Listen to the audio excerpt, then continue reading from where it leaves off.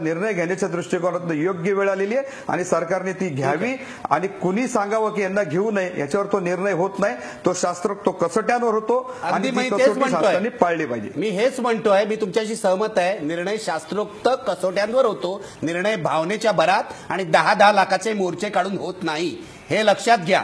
मला बावकर तुमच्याकडे यायचंय, मी या मोर्चांच्या गर्दीला भिणारा माणूस। अहो सर 10 लाखाचा मोर्चा 10 नाही 25 लाख कुटुंबाचा सर्वे होतो ना सर। अहो पण तुमचे प्रश्न जे आहेत, कोंढरे प्रश्न तुमचे आहेत, मराठा समाजाचे, मराठा तरुणांचे, नोकरीचे, जमिनीचे, शेतीचे, हे मला मान्य आहे। माझा मुद्दा एवढाच आहे की मराठा समाज अन्य मागासवर्गीय आहे, हे कसं मान्य करायचं? पण सर 258 कुटुंबाचा सर्वे झालाय, मी तेही मान्य करतो। माझं म्हणणं आहे की आजपर्यंत आम्ही मराठा समाज मागासवर्गीय नाही असं मानत होतो, तो अचानक जर म्हणायला लागला आम्हाला मागासवर्गीयात घाला, तर हे कोर्टाने मान्य करायला पाहिजे, हे सरकारने मान्य करायला पाहिजे आणि त्यासाठी एक समाजामध्ये मंथन होण्याची गरज आहे, तेच आपण करतो। तुम्ही चिडू नका, मी चिडत नाही। याचं कारण असं आहे की आम्ही 10 लाखाचा मोर्चा काढला, आम्ही 25 लाखाचा मोर्चा काढला, यांनी काही व्हायचं नाही।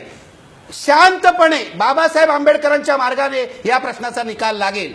गर्दीच्या जोरावर समाजामधले महत्वाचे प्रश्न सोडवता येत नाहीत, हे लक्षात घ्या। मला चंद्रकांत बावकर तुमच्याकडे यायचंय, ते जे म्हणाले, मला ओबीसी आणि मराठा समाजात भांडण लावायचं नाही, पण मी गेले काही दिवस अनुभवतोय ओबीसी समाजामध्ये, दलितांमध्ये अॅट्रॉसिटीवरून आणि ओबीसी समाजामध्ये या मुद्द्यावरून खूप अस्वस्थता आहे। त्यांच्या मुद्द्याला तुम्ही काय उत्तर द्या?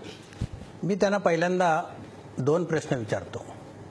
पहिला प्रश्न आपण म्हटलात त्याप्रमाणे की मराठा आणि कुणबी हा एक आहे, हे ते पुरावे या ठिकाणी